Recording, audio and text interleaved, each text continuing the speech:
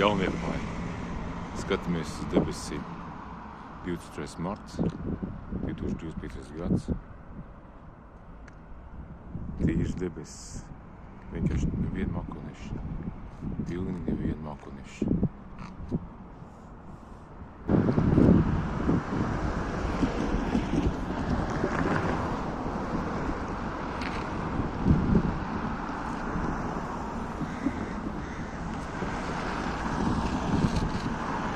Super, tīrs debesis. 23.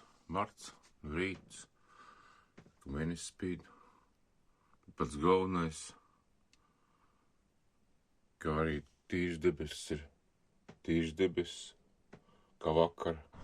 Saule var teikt tika uzlekusi, 6:30, ārā augsts, tie tīrs debesis. Ja tur ir.